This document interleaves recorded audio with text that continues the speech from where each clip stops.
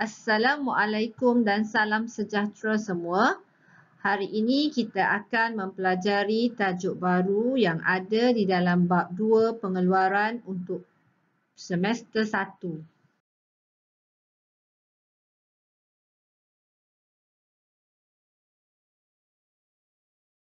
Tajuk baru yang akan cikgu bincangkan pada hari ini ialah 2.4 iaitu kawalan inventori.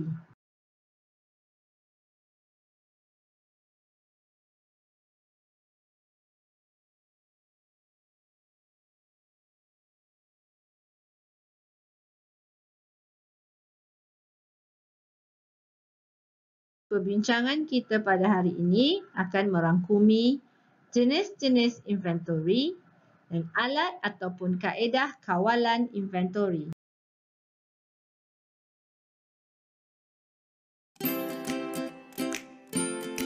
Jom kita mulakan.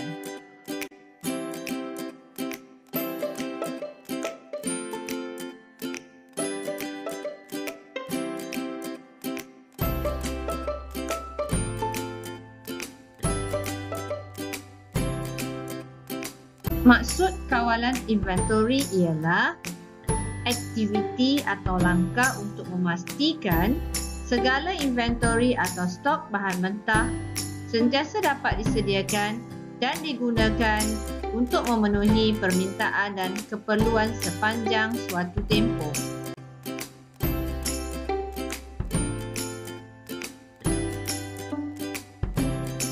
Seterusnya kita lihat sistem kawalan inventori.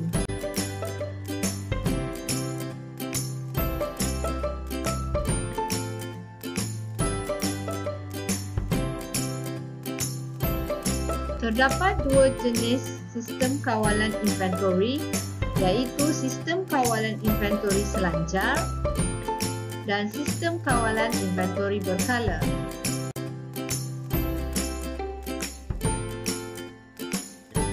Baiklah anak-anak pelajar sekalian, mari kita lihat apakah pula kepentingan kawalan inventori.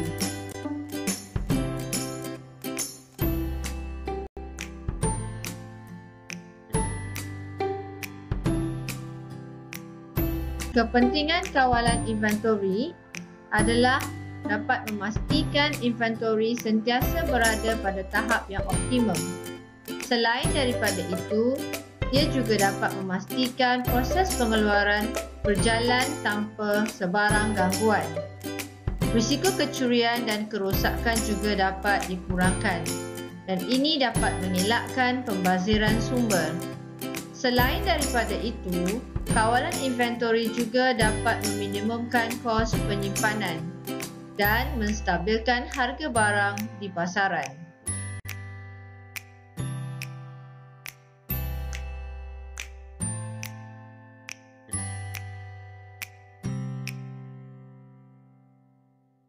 Mari kita lihat jenis-jenis inventori. Antaranya adalah bahan mentah.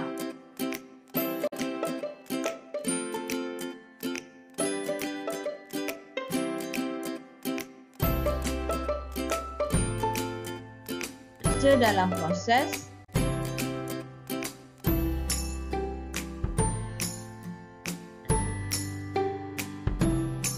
produk siap.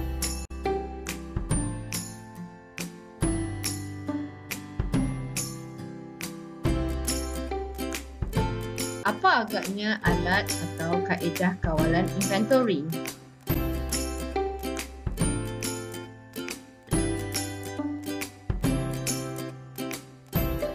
Antaranya ialah analisis ABC. Analisis ABC merujuk kepada kaedah kawalan inventori dan menggunakan pengelasan tahap penggunaan inventori mengikut nilai ringgit penggunaan.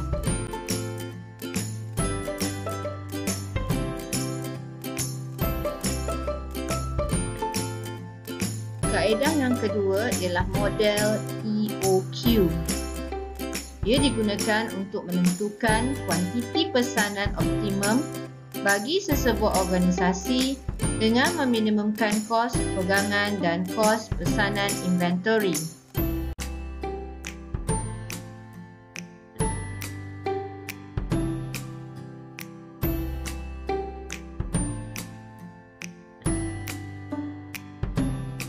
Berikut adalah andaian bagi model EOQ.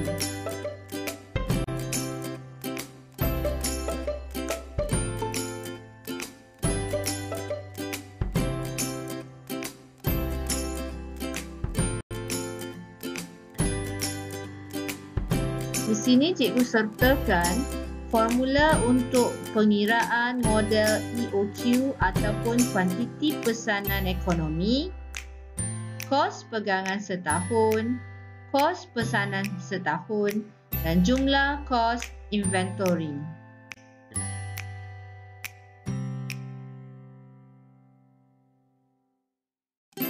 Dengan menggunakan formula yang diberikan tadi, cuba anak-anak pelajar kirakan kuantiti pesanan ekonomi dan bilangan pesanan yang dibuat dalam setahun.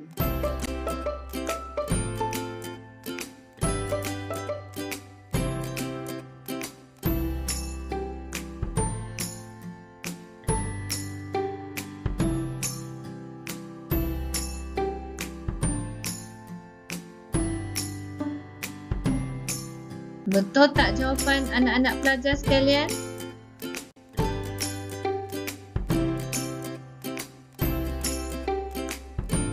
Mari kita cuba menjawab soalan yang seterusnya.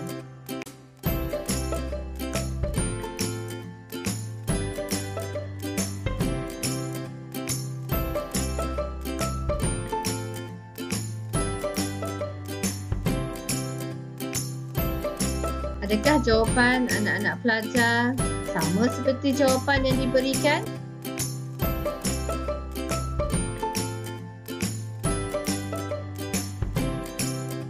Mari kita lihat ROP ataupun reorder point. Apa maksud reorder point? Ia digunakan untuk membuat keputusan dalam menetapkan satu tahap kuantiti pada satu tingkat yang minimum, di mana pihak pengurusan perlu memesan semula inventory agar inventory sentiasa berada pada tahap yang mencukupi dan dalam masa yang sama dapat meminimumkan kos inventory.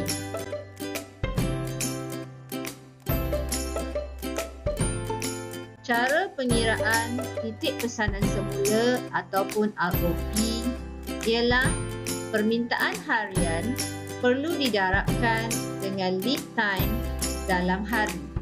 Maklumat yang diberikan dalam soalan ini ialah syarikat mempunyai permintaan inventory sebanyak 8,000 unit setahun. Syarikat mengamalkan 200 hari bekerja setahun dan secara purata penghantaran pesanan mengambil masa selama 3 hari bekerja. Jadi, mari kita hitung titik pesanan semula bagi syarikat tersebut.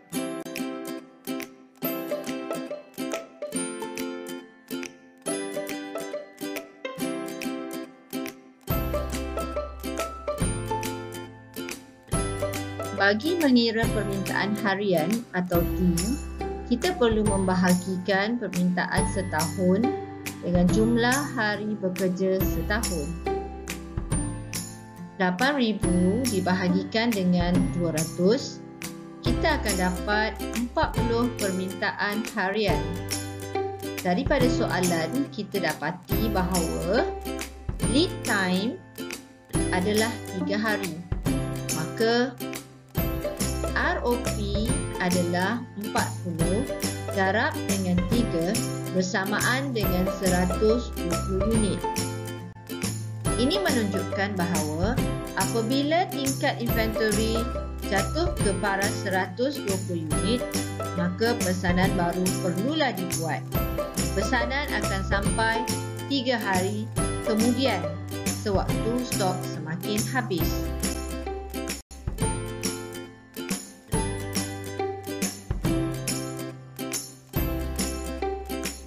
Seterusnya kita lihat pula kaedah tepat pada masa atau juga dikenali sebagai sistem just in time. Sistem ini digunakan untuk meminimumkan kos pegangan dengan hanya membuat pesanan inventory yang diperlukan sahaja. Ini bermakna pembekal hanya akan menghantar bekalan inventory dengan saiz inventory seminimum yang mungkin tepat pada masa.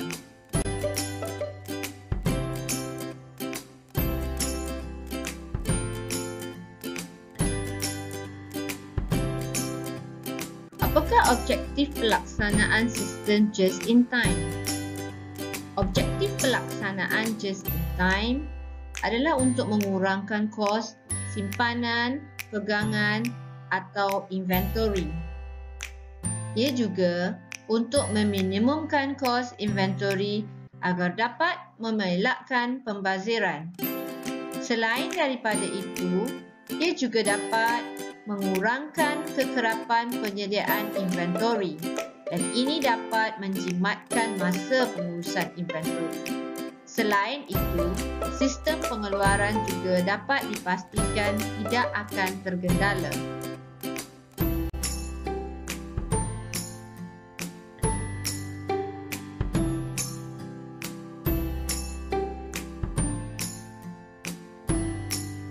Berikut adalah beberapa ciri-ciri penting sistem just-in-time yang cikgu telah permudahkan dalam bentuk akronim, iaitu HPSMS yang membawa maksud handphone digunakan untuk menghantar SMS. H adalah hubungan baik dengan pembekal, P penyelenggaraan pencegahan, S saiz slot yang kecil, M masa penyediaan yang pendek dan S sistem tarik terhadap aliran bahan.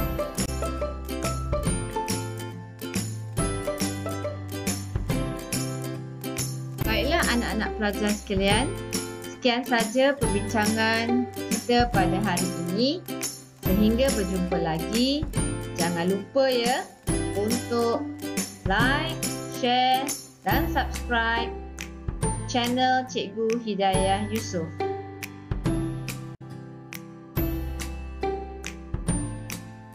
Salam sayang daripada Cikgu. Bye.